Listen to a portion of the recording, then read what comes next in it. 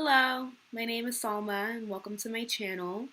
If you would like to book a personal reading, you can contact me at tattoosandtarot@gmail.com, or you can look up my personal website, which is tattoosandtarot.com, and you can see what other services I have to offer with regard to readings.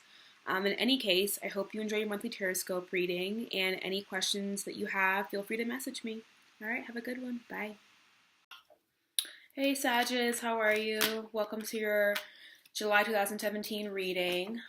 Sorry your reading's a little bit late. I'm running behind on a lot of things this week, and I will be sure to have your readings up and ready and more on time for the month of August. So yeah, Sagittarius, what's going on with you all? I'm a Sag rising, so sometimes I definitely resonate more with listening to and reading Sagittarius horoscopes and astrological profiles. Yeah, so I definitely feel very connected to what's happening in the Sag sky. So I'm going to do my best to do this reading without also trying to project what may be going on in my personal life right now. As a Sag rising who feels very connected to her rising sign, her rising and her moon. You know, moon's in Cancer, rising Sagittarius. So when I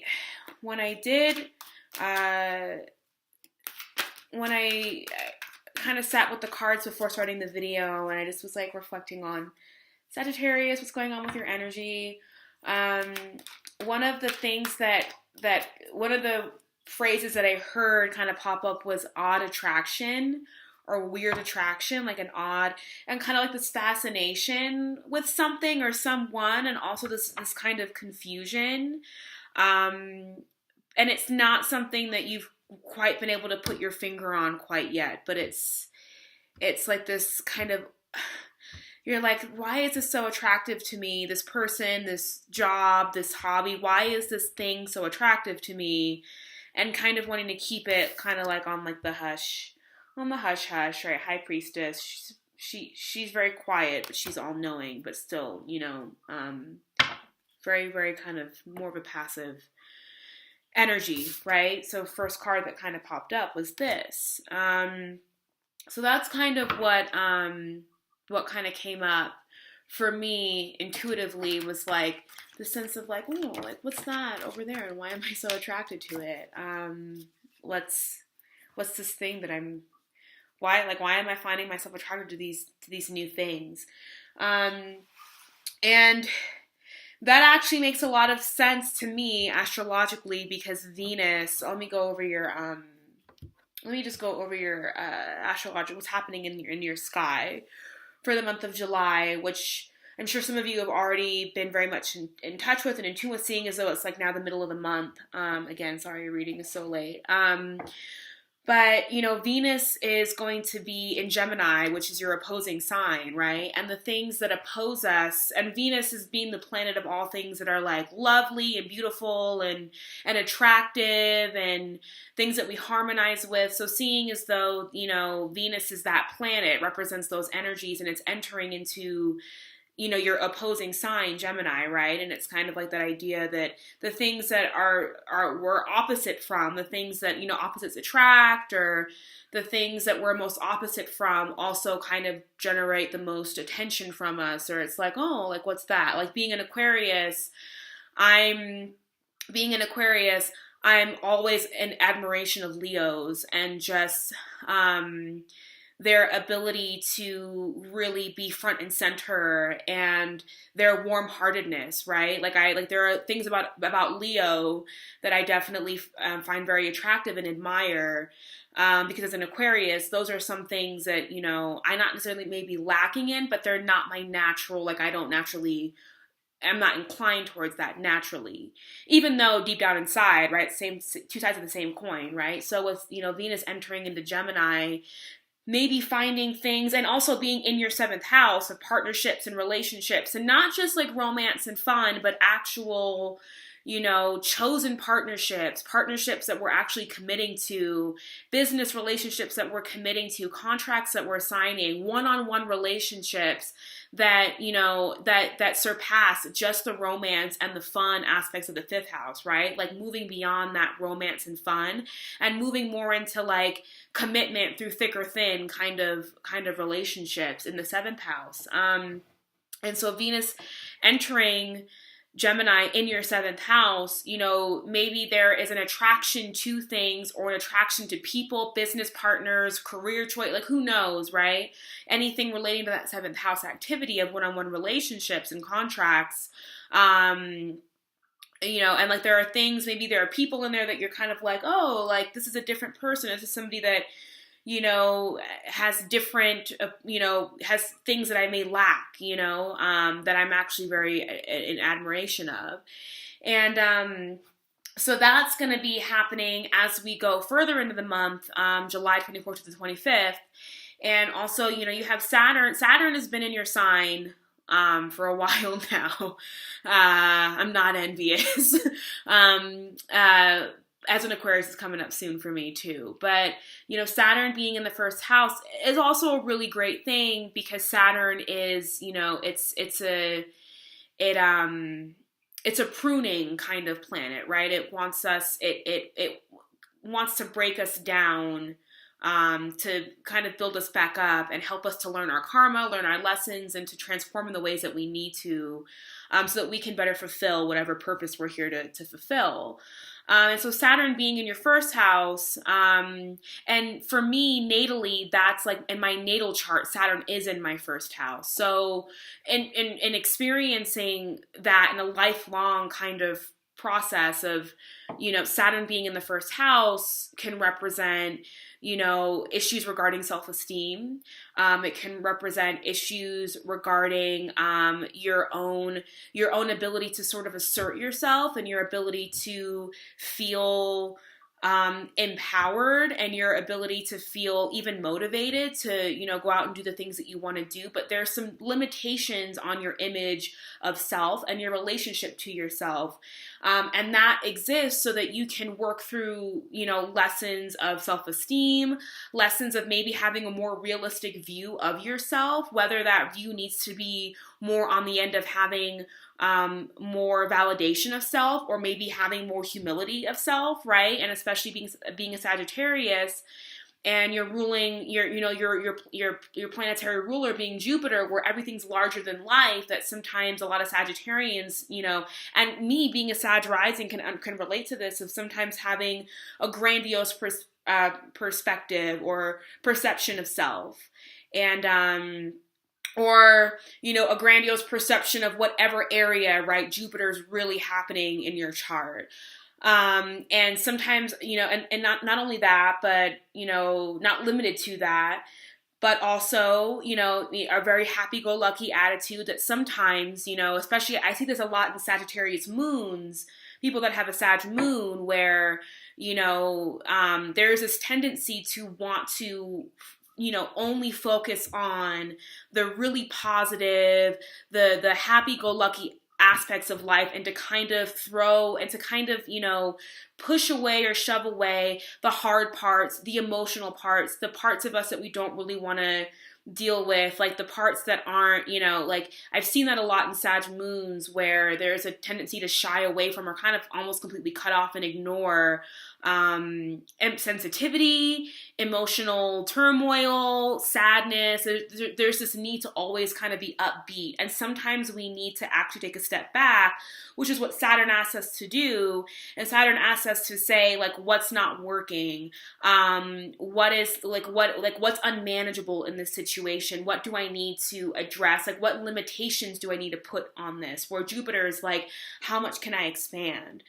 Right? How happy-go-lucky can I be? How jovial can I be? Right? I just think of joy and jovial when I think of Jupiter, right? The letter J.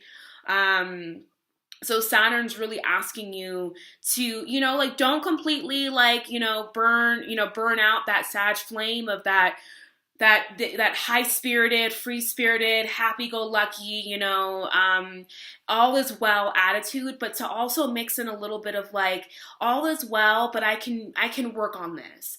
All is well, but I may need to commit in this area, right? Commitment being a big thing for Sagittarius. Like, you know, I have this vision that, you know, when the winter comes in, pretty much every zodiac sign like wants to go in and like, you know, stay warm by the winter with a lover or by themselves or whatever, you know, whatever it may be. But everybody wants to go in for the winter, but Sagittarius wants to be outside hunting in the winter. So wants to be outdoors and doing, you know, wants to still be outside in the wild, regardless of the weather, and what's happening with the elements.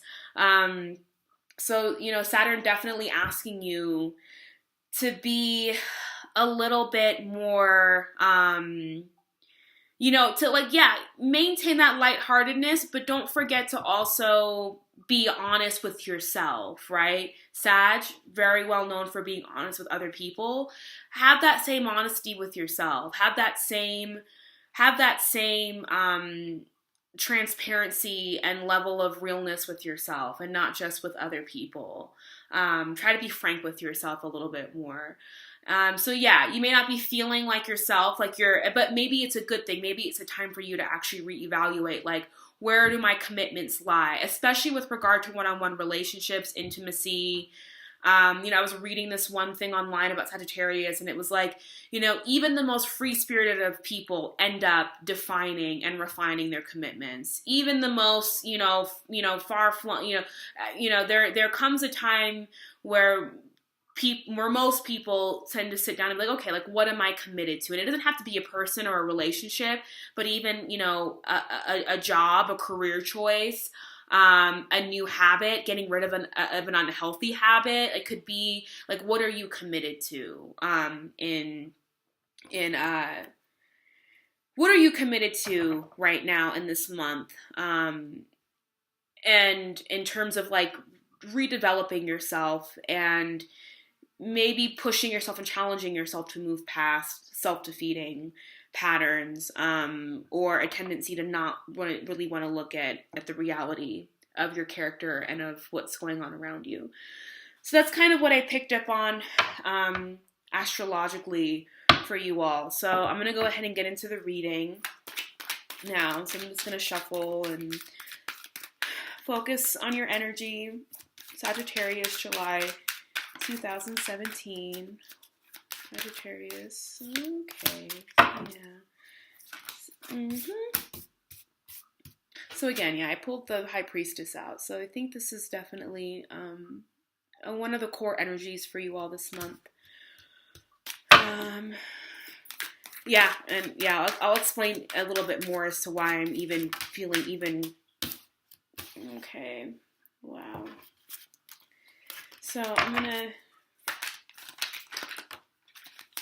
yeah, you're not popping up. Hello. Y'all are really, what's going on, Sag? Okay. Alright. Two more.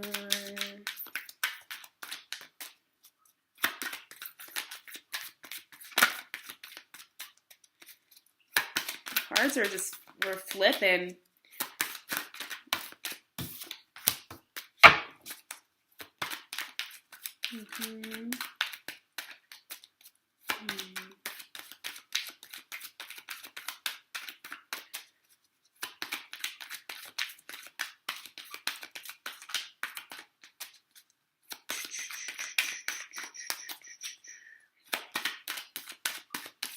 One more.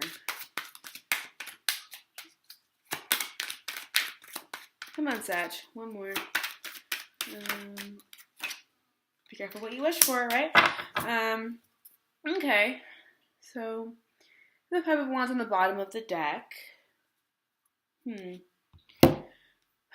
not quite picking up on anything on the bottom of the deck quite yet, but maybe as we go along, we'll see what happens. So this is what,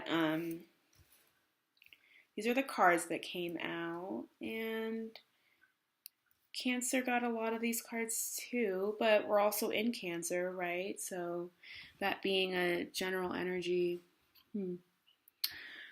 Okay, so let's go. So the High Priestess. So this is kind of secrets, right? And even like the idea that like I just kind of took the card and like covered my mouth with it, like, but not in like it's just, I think, like I said before, before I sat and did your reading, I was just kind of reflecting and just trying to pick up on what Sag's energy was like. And I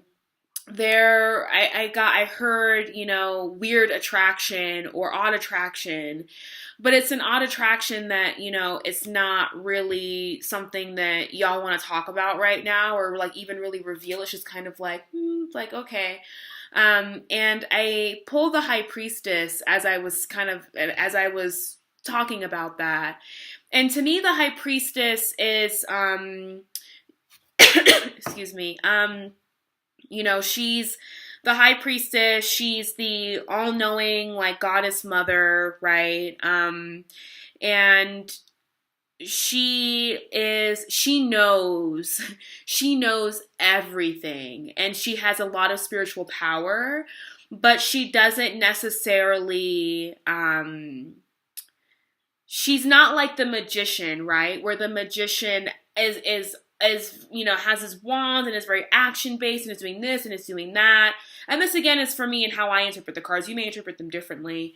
But for me, the High Priestess, she kind of, she sits there and she knows, and she's just like, yeah, I know what's going on, but I'm going to let you all figure it out for yourself. So that's kind of the vibe that I get when I pull the High Priestess, is that I picture, a woman, or definitely a person who is very much in touch with their intuitive gifts, with their spiritual gifts, with their highest self, right? Like the spirit within themselves. And it is, and she's sitting between these two paradigms, right? The black and the white paradigm. And these two paradigms can represent many, many things, right? It can represent,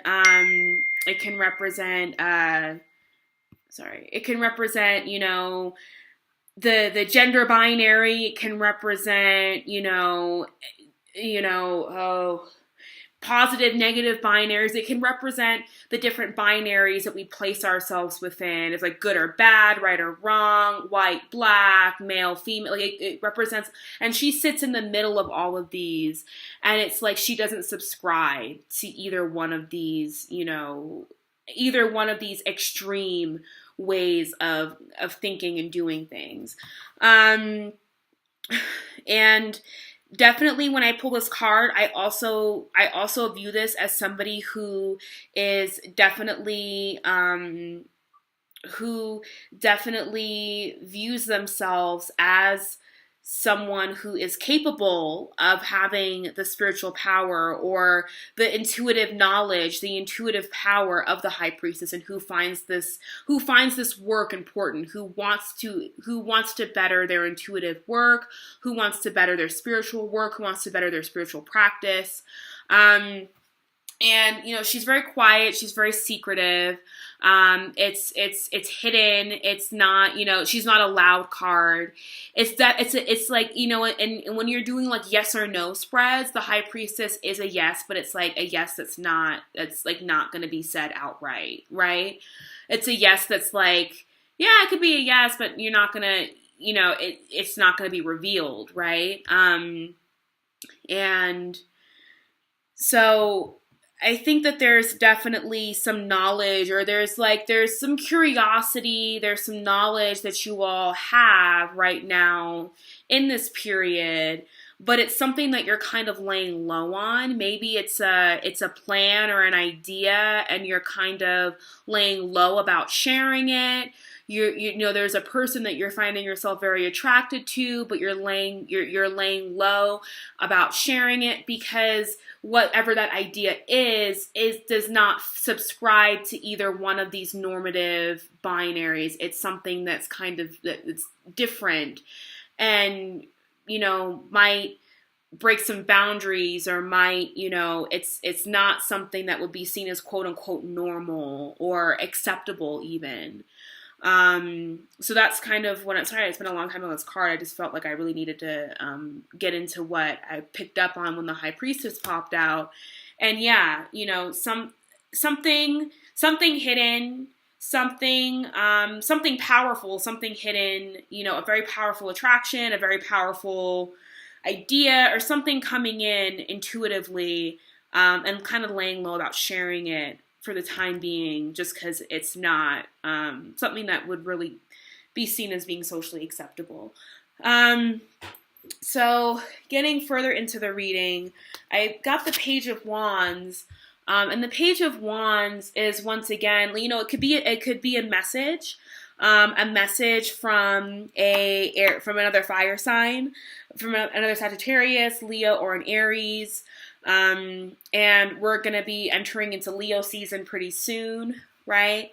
And so I kind of definitely, I feel like I'm reading Lion a lot, especially with like the yellow and the kind of, you know, the print sort of that I'm feeling. I'm feeling a very like kind of like lion vibe. So maybe Leo more so. But the Page of Wands, it could be a person, it could be a message coming in, a message to do with creative work, a message to do about spirituality, a message to do about maybe, you know, a fun and romantic sort of message, new romance coming in. But the Page of Wands is not, you know, it's not the king and it's not the queen, right? And so while the message coming in may be fun, it's also a little maybe temporary. So that's what I'm picking up on with the Page of Wands with regard to, you know, any kind of new romance, any kind of new offers coming in. Maybe it's more so based in fun, right? Maybe it's more so based in fun and creativity and having a good time than it is an actual romance. So that's what I'm picking up on. I'm also feeling the like an oncoming idea, right? Like kind of similar to what I was saying with the High Priestess, like an oncoming inspiration, something that comes on quick, something that you know, and like once it's there, it's like you can't ignore it. It's a very fiery sort of presence for you. So there might be an idea, there might be, you know, something that you're trying to do career-wise, a move that you're trying to make career-wise that is and it comes in fast, it comes in quick.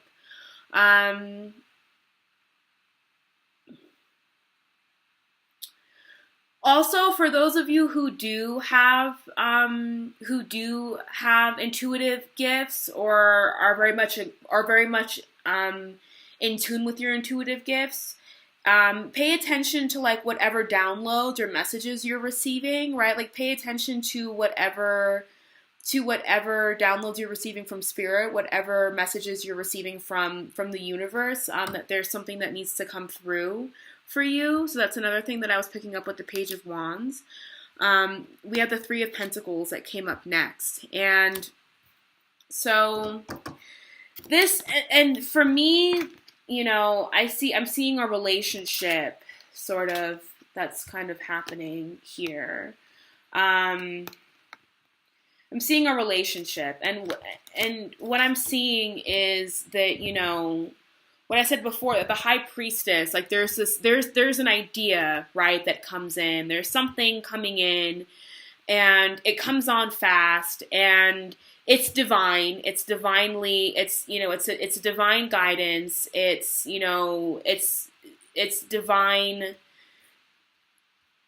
It's divine intuition, right, coming through. And then the Three of Pentacles for me represents working or developing or building something, like creating a foundation, but doing it in a way, you know, these people in this card, they're like kind of in this underground. It's kind of like the Three of Pentacles for me. It's like it's that necessary step that needs to happen in doing the work to get to, you know, like say here, right? Like sometimes when you're trying to create a foundation, or when you're trying to build upon something, build upon a business, build upon, you know, a relationship, build upon something tangible, right? You have to start, you kind of got to start underground a little bit. You kind of got to start in this it's not very glamorous. It's very humble. It's kind of, you know, gray, and these colors aren't very vibrant, right? But like you yourself, right? Like this character here is in these very vibrant colors. At least they're vibrant to me. I don't know about you, but you know, regardless of where, like you're wherever it is, and it's like almost like what I'm kind of feeling is that I don't know if you can see the similarity in the getup or the outfit between the Page of Wands and this figure here and the Three of Pentacles, and they're both in these vibrant colors, both in these got these oranges and these yellows and these pinks going on, and they stand out, right? Like in the midst of this kind of neutral background, and this blue kind of being this, you know, this kind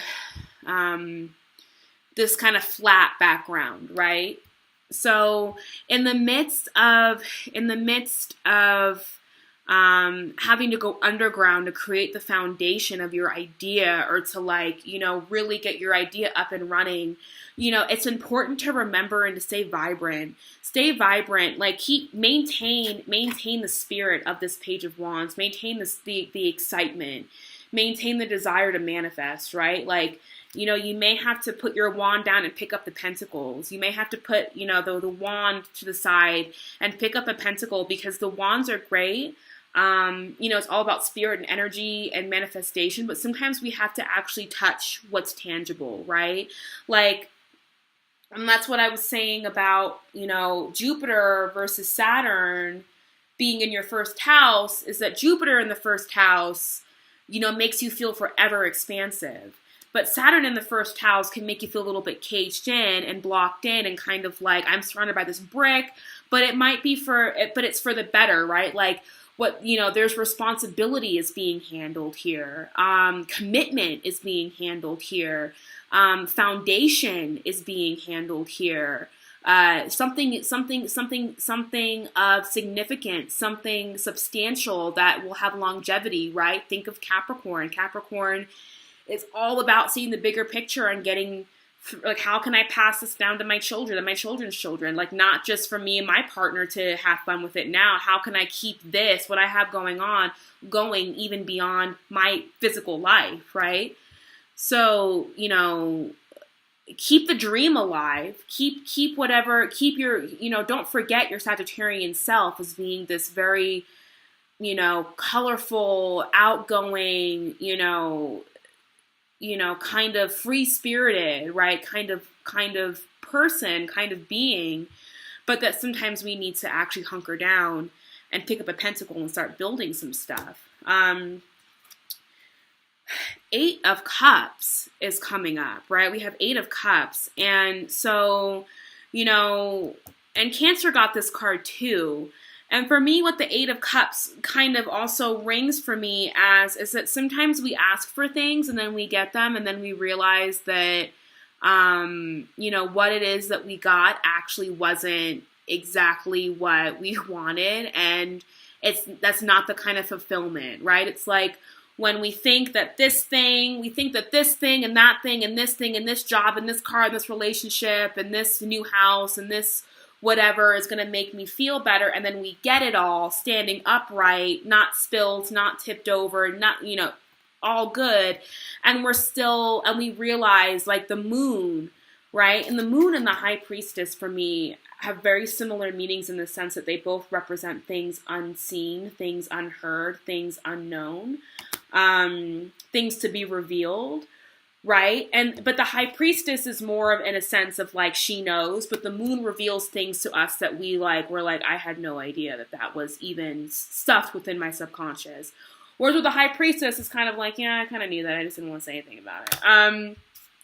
So we have the moon here, and maybe some things being illuminated, maybe some things being realized and highlighted, and the realization that whatever it is that we initially asked for and received is actually not what we need to feel fulfilled or to feel enlightened.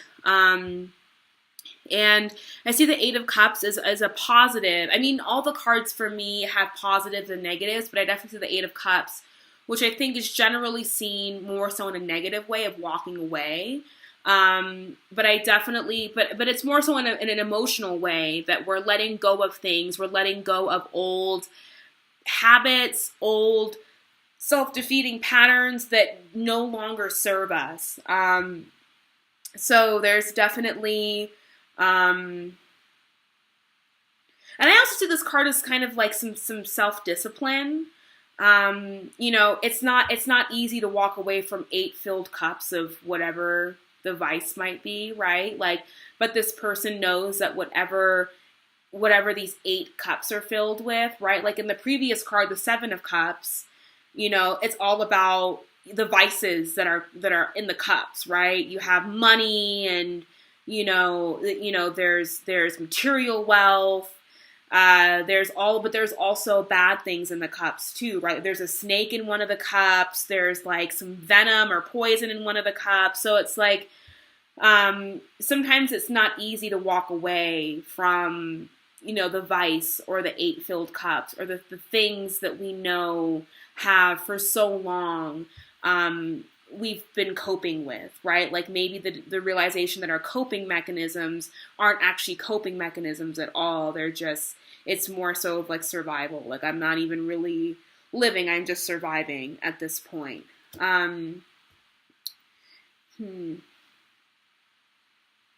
Yeah, and I think for me, definitely with these two in conjunction with one another, it's like there's definitely a step towards some more self-discipline and some more self-preservation, and maybe the realization that getting the realization that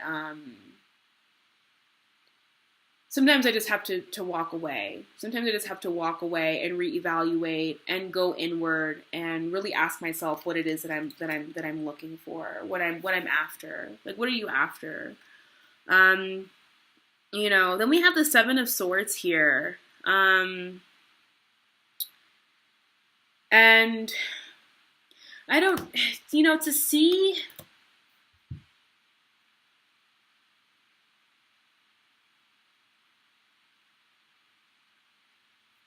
when I see the 7 of Swords, now this is a card that like when I see pop up, I'm kind of like, what's going on? And a lot of the swords too. But 7 of Swords, it's just, to me, in its most simplest term, right, the swords representing thoughts and intellect and mind. It's like trying to run away with your thoughts, trying to run away. It's like this person, he's carrying so much. Like he's carrying these swords. He's got 2 back there behind him, which I'm pretty sure he's going to go back and get. So it's this idea of like not only running, but trying to maintain and keep what it is that you've had while running. Like trying, like how can I explain, it's like, I've worked in addiction and recovery before, and I've worked with recovering addicts, and one of the things that's very interesting is that, you'll talk to somebody who's newly clean, and they'll say, oh, well, maybe I can maybe I'll stop shooting up heroin, but like I can smoke weed or maybe I can do X, Y, and Z, but not. So it's like trying to and instead of realizing that maybe you just need to stop. maybe you just need to not do or not engage in an addictive behavior or in a substance for a while, right? And this card kind of feeling like that energy of like trying to get away with what you can, recognizing that there's a problem, right? Like leaving the circus, because there's a circus back here, right? And it's like the circus is where all the crazy shit happens. The circus is where all the mayhem happens and all the unmanageability occurs and where all the dysfunction kind of goes down, right? So it's like, you know that you got to leave the circus, but you're trying to take the circus acts with you. You're trying to take a piece of it with you. And that's not real. Like this guy is just being weighed down. And he's being weighed down with swords, right? He's being weighed down with self-defeating thought processes. He's being weighed down with old ways of doing things that landed him in the circus in the first place, right? He didn't get here by himself. These swords helped him get there. And now he wants to leave the circus and take them with him, even though it's like the swords were part of your problem too, right? So, you know, initially in this card, and the energy of this card is like this realization that I can't take all of this with me. I gotta, but then somewhere along the way, but like, well, maybe I can't take the cuts. Maybe I can take the swords. You know, I can't, but, you know, maybe there needs to be, put the swords down. You know, you don't need to take them with you also. They're weighing you down. And take them with you only if you're willing to, you know, listen to the high priestess and this moon and actually work through the shadow, right, part of these swords. And I'm sorry if this reading isn't really like flowing all together. I'm getting a lot of different sort of things that are coming up, right? And I'm trying to link it all together, but it just feels like there's different things that need to come in for different people right now.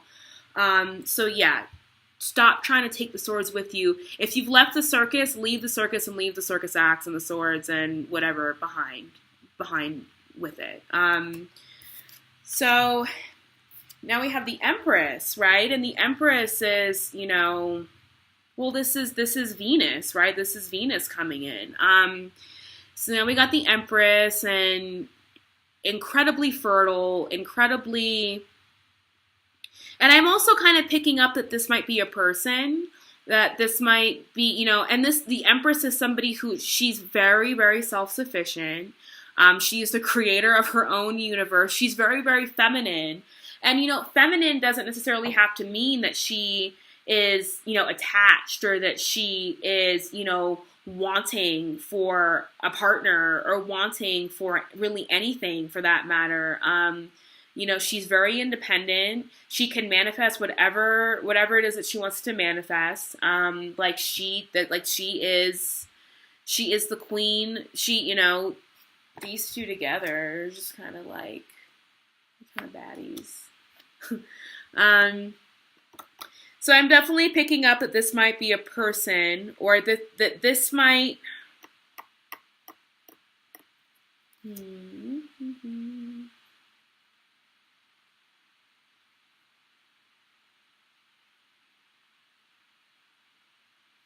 I'm seeing a relationship, well, just to show you, because the Page of Wands is directly on top of the Empress, right? And what I'm kind of reading that as is that, you know, the idea or the inspiration that comes through the Page of Wands, right? This new message, this new idea kind of then sprouts and begins this creation of something that is very substantial, and something that has the ability to grow and develop as time goes on. The Empress, she's very fertile. That's like, you know, fertility. It can also represent, you know, if pregnancy is pregnancy or starting a family is something that, you know, Sagittarians are interested in doing, or if any of you are interested in doing, like, you know, really, I would definitely say focusing and meditating over the energies of the Empress, right? Like her being a very fertile and being the creator, like she's like, you know, the mother creator. And then next to her, we have the Judgment card, right? The Judgment card. And for me, the Judgment card is it represents a reconciliation. It can represent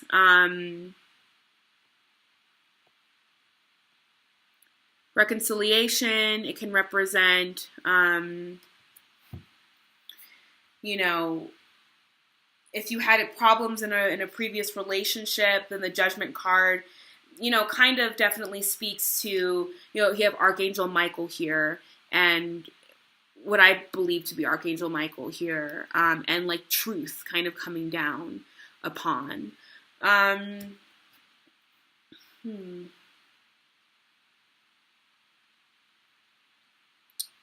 What's going on between these two? The Empress and Judgment, right?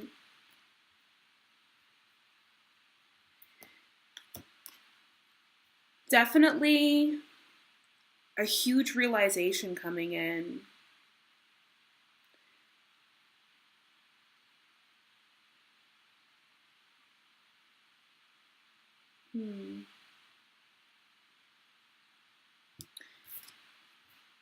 A realization around what it is that you're, that the seven of what's happening in the Seven of Swords, right? And the realization that's not really what you want to do, or what's in your best interest, you know.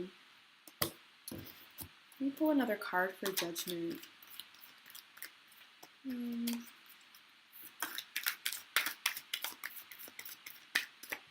Can I get clarification for Judgment?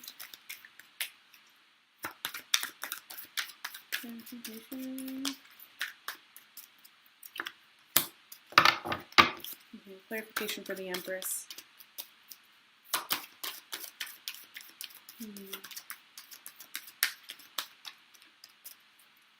Clarification for the Empress.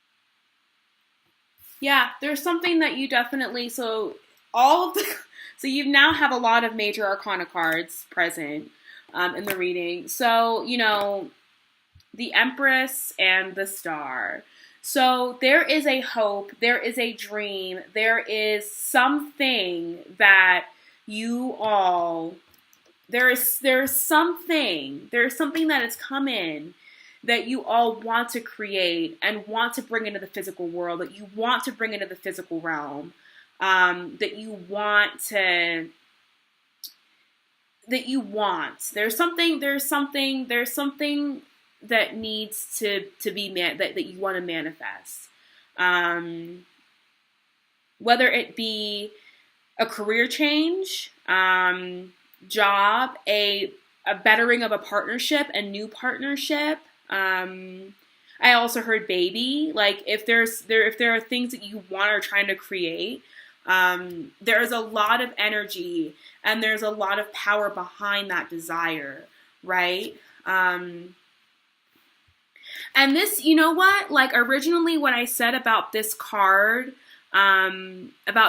representing, you know, Judgment, right, because it's called the Judgment card, or representing, you know, the Judgment card traditionally meaning, you know, for me it's also the Karma card, right? It's like one of the Karma cards of like what goes around comes around, and how we have behaved or how we've treated others or how we've acted in certain areas of our lives, we will eventually receive judgment for that. Whether, you know, in the afterlife or in this lifetime or in the next lifetime, we will receive judgment for that.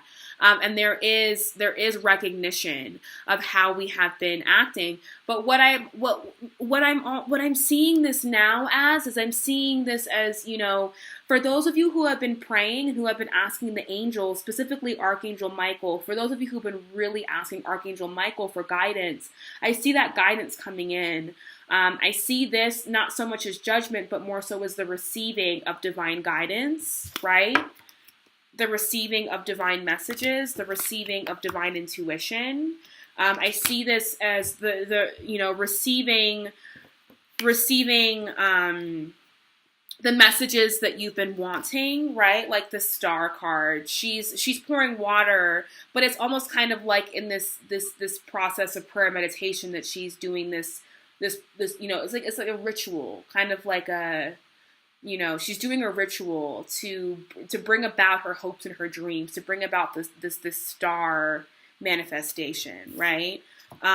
So I'm seeing this more so as the reception or the receiving of divine guidance. And in addition, right, like in conjunction with the theme of judgment, that like we, you know, for those of you who believe in prayer and who believe in meditation and who believe in asking for divine guidance, right? Like we can ask for these things all we want, but we also have to put it into action, right? Like we are also very much the determiners. I'm sorry if I messed that up.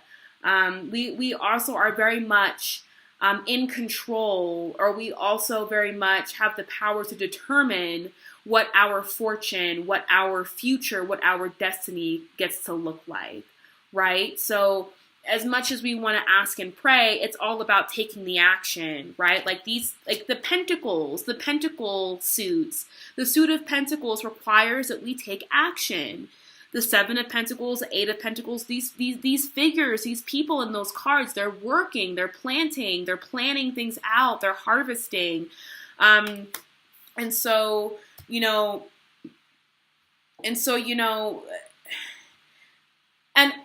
you know, a lot of, and again, I've said this before, but, you know, I've seen this a lot, especially in people with a Sag moon, that there is this, you know, especially those who are very much on a very conscious spiritual path, right? And like, I know that's kind of general, right? Like, what does it mean to be on a spiritual path? But the people who I've met who have conscious spiritual practice in their lives, because we all have practice in our lives that is spiritual, whether we're conscious of it or not is another thing, right? So the people that I know who are Sag moons, who have conscious spiritual practice in their lives, that's a lot of descriptors, but there is this kind of, this mentality of, you know, if I want to manifest it, it will happen, right? And yes, right? Like, yes, that is true.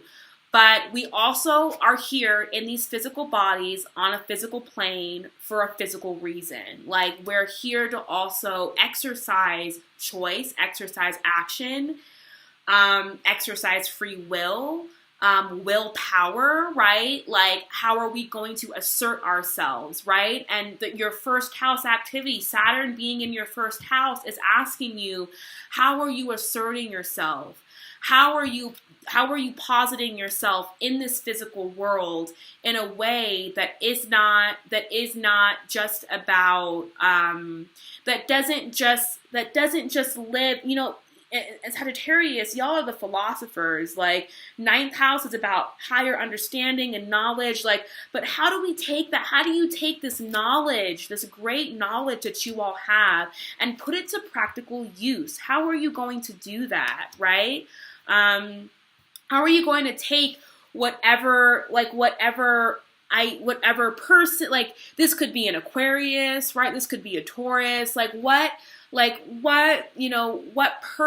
person that you're attracted to, this weird, odd attraction that you have, like, that is so bright and shining, and that is just, like, you know, you've got these bright colors here, you got this star here, right? And so it's like, how are you going to take these ideas, right, that you have, and not just sort of, and yes, receive divine guidance about it, but also but also take destiny into your own hands. And that's what I'm reading for the Wheel of Fortune right now, is that it's more so a question of, well, what are you doing? What are you doing to take destiny into your own hands, right?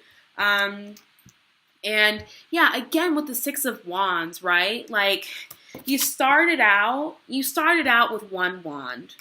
Now you've got six and you're victorious, right? The Six of Wands is the card of victory and riding in. Don't get too pompous though, right?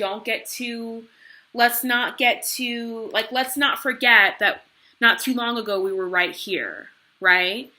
So the Six of Wands, being that whatever it is, and also the suit of wands, the wands fire, it's action oriented. It's based in taking action and self-assertion, right? That Aries, first house, Mars kind of energy of like, I am asserting myself. And this is definitely a card of somebody who's in action, who didn't get these wands and this victory wreath because he sat around and, hoped and wished.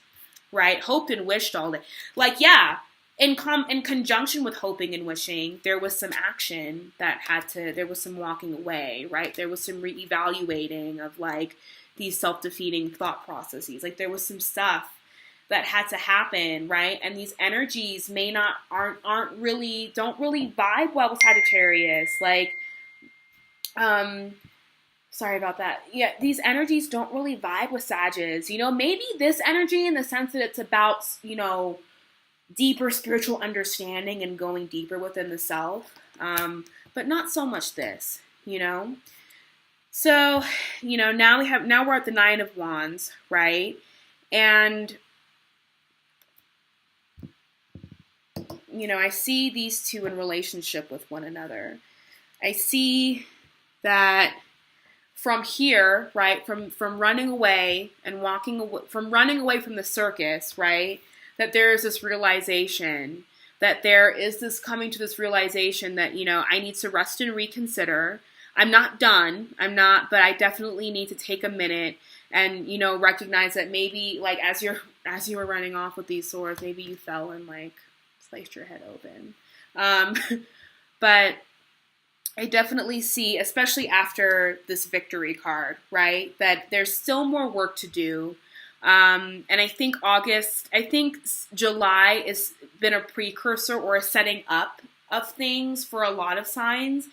And I think that, July, as I'm pretty sure a lot of you have been experiencing, has been an intense month of reevaluation and reconsidering self and your relationship to self-discipline and your relationship to the implementation of your ideas and your plans, right? And the methods that you take to going and implementing and fulfilling your dreams, right? But that it takes work. It takes hard work. But that in that hard work, we don't get to give up, right? Like, you've moved from inside in like the dungeon, so to speak, working. Now you're outside. You're still tired. You still got your work cut out for you, but but now you've got 9 wands as opposed to 1, right? But it's not done yet. It's not done. And just don't, Sagittarius,